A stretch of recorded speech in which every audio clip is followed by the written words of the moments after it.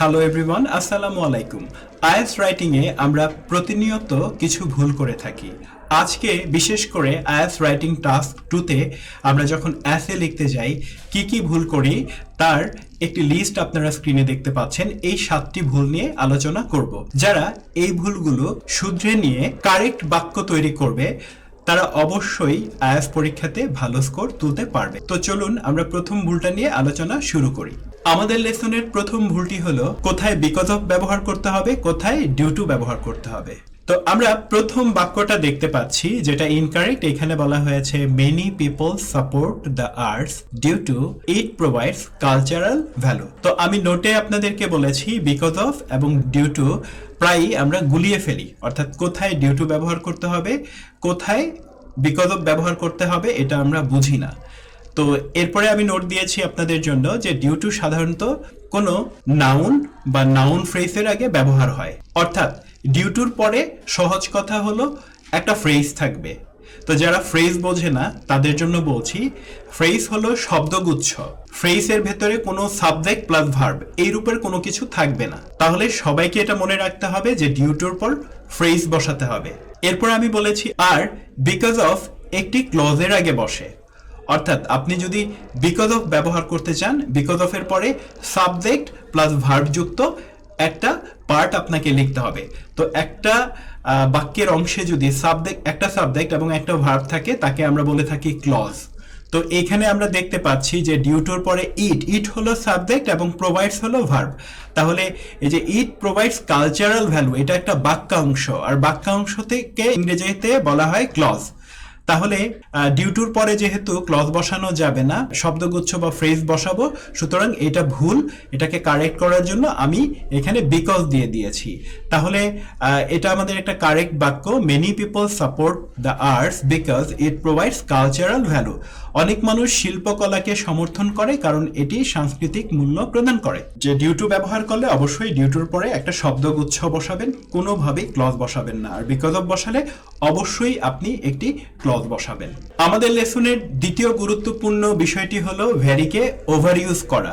তো এখানে বলা হয়েছে advertising can be very influential in shaping consumers choice. বিজ্ঞাপন খুবই প্রভাবশালী হতে পারে ভোক্তাদের চয়েস যেটা আছে চয়েসকে গঠনের ক্ষেত্রে। তো এটা ভুল, কারণ ভেরি শব্দটা দুইবার এখানে আসছে। তো আমি নোট দিয়েছি ভেরি শব্দটি ওভার ইউজড, অর্থাৎ এটা দিয়ে বলতে চেয়েছি যে ভেরি শব্দটাকে বারবার ব্যবহার করা হয়েছে, ওভার ইউজ করা হয়েছে, যেটা খুব ভুল। ইংরেজিতে ভেরি মানে একসাথে ব্যবহার হতে পারে না। তো আমরা ভ্যারি এর পরিবর্তে যদি হাইলি শব্দটা ব্যবহার করি বা এক্সট্রিমলি শব্দটা ব্যবহার করি তাহলে এটা আরো অনেক সুন্দর হয়ে যাবে। যেমন আমি সঠিক বাক্যে বলেছি advertising can be highly influential in shaping consumers choices.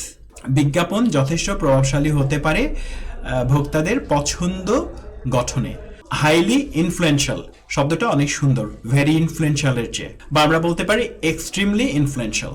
এবার আমরা আলোচনা করব মিসপ্লেসড মডিফায়ার নিয়ে। তো আমরা প্রথমত ইনকারেক্ট বাক্যটা দেখি। এখানে বলা হয়েছে parents should encourage children to participate in activities regularly. তো রেগুলারলি শব্দটা অ্যাক্টিভিটিস এর পরে বসেছে, তার মানে এটা কাকে ব্যাখ্যা করছে, অ্যাক্টিভিটিসকে ব্যাখ্যা করছে, হুইচ ডেভেলপস টিমওয়ার্ক।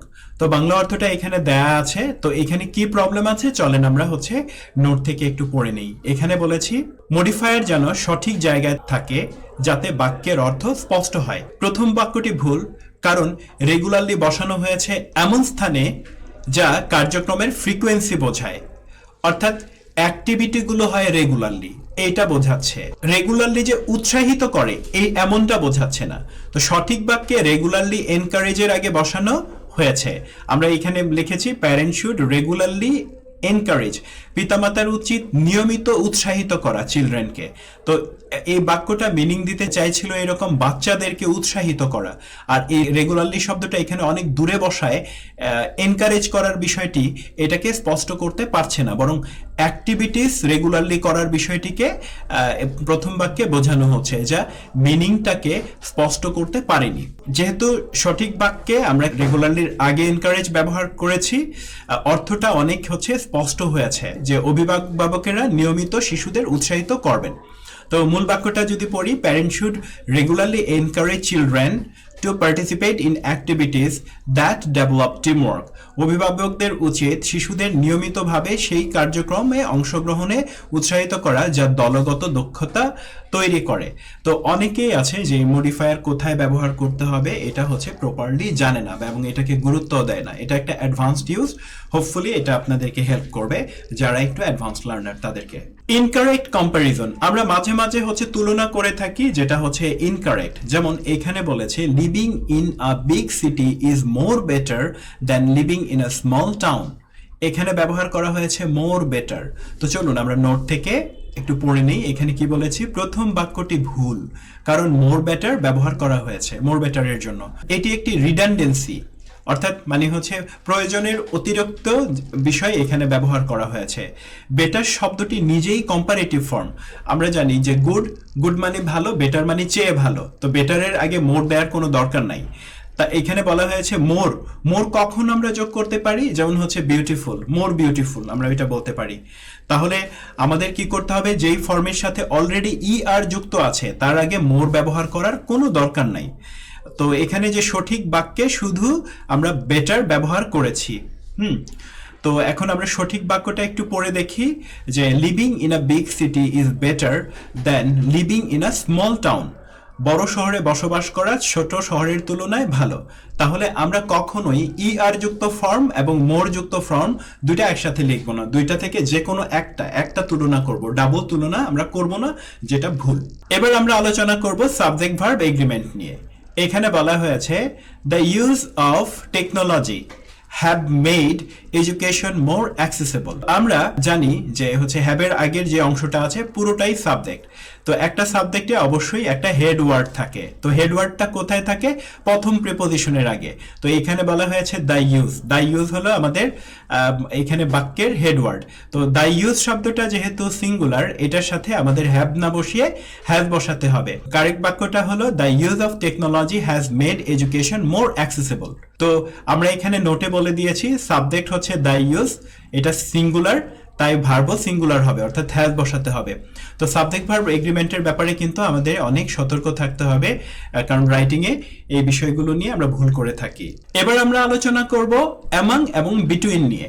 তো আমরা ইনকারেক্ট বাক্যটা দেখি, there is a conflict between traditional values. এখানে বিটুইন হবে না, এখানে হবে over traditional values among younger and older generation. তো হচ্ছে দুটো জেনারেশনের মধ্যে যে হচ্ছে তুলনা, এটা বোঝাচ্ছে। তো কারেক্ট বাক্যটা আমরা হচ্ছে একটু দেখি, কারেক্ট বাক্যে হচ্ছে যা বলা হয়েছে। তার আগে একটু নোটটা পড়ি যে বিটুইন সাধারণত দুই পক্ষের ক্ষেত্রে ব্যবহৃত হয় এবং অ্যামাং তিন বা ততোধিক পক্ষের জন্য ব্যবহৃত হয়। এখানে ইয়ঙ্গার এবং ওল্ডার জেনারেশন দুই পক্ষ বলে বিটুইন ব্যবহার করা সঠিক। তো আমরা এখানে দেখি there is a conflict over traditional values. আচ্ছা, তাহলে একটা বিরোধ আছে কি নিয়ে, যে হচ্ছে ট্র্যাডিশনাল ভ্যালুজের উপর একটা বিরোধ আছে দুইটা পক্ষের, বিটুইন ইয়ঙ্গার। তাহলে ইয়ঙ্গার মানে হচ্ছে ইয়ঙ্গার জেনারেশনকে বোঝাচ্ছে, অ্যান্ড ওল্ডার জেনারেশন। তো দুইটা জেনারেশনের মধ্যে তুলনা বোঝাচ্ছে। তাহলে এখানে অ্যামাং না হয়ে between younger and older generation হবে। অ্যামাং শব্দটা উপরের বাক্যটাতে ভুলভাবে প্রেজেন্ট করা হয়েছে। আর একটা ভুল হলো এখানে বিটুইন ব্যবহার করা হয়েছে, এখানে ওভার হবে।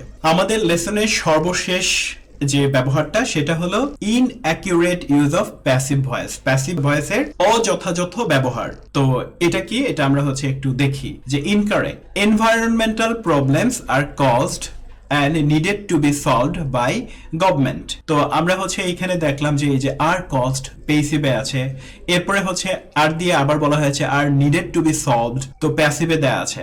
অ্যাক্টিভে যে ইনফরমেশন গুলো বলা যায় সেইগুলোকে প্যাসিভে বলার দরকার হয় না। তো এখানে আমি নোটে বলেছি প্যাসিভ ভয়েস লেখাকে অনেক সময় কমপ্লেক্স ও আনক্লিয়ার করে তোলে। তো এটা আমাদের মনে রাখতে হবে যে প্যাসিভ ভয়েস লেখাকে আনক্লিয়ার করে তোলে এবং কমপ্লেক্স করে তোলে। এরপরে হচ্ছে আমি বলছি অ্যাক্টিভ ভয়েস স্পষ্ট এবং সহজবোধ্য করে তোলে। তো আমরা কি করব, যেটা অ্যাক্টিভ ভয়েসে লেখা যায় সেটাকে সহজে আমরা প্যাসিভে না লেখার চেষ্টা করব। তো আমরা এটা ডাইরেক্ট হচ্ছে বলতে পারতাম যে government cause some environmental problems and need to solve them. পরিবেশগত সমস্যাগুলো কিছু কিছু ক্ষেত্রে সরকার সৃষ্টি করে। তার গভর্নমেন্ট কজ মানে হচ্ছে সরকার মানে হচ্ছে সৃষ্টি করে। অ্যান্ড এবং দিয়ে বলেছি তাদের এটি সমাধান করতে হবে, নিড টু সলভ দ্যাম, বা তাদের এটি সমাধান করার দরকার। তো এভাবে আমরা কি করতে পারি, মানে অ্যাক্টিভ ভয়েস যেখানে ব্যবহার করা যায় এখানে প্যাসিভ না ব্যবহার করাটাই ভালো।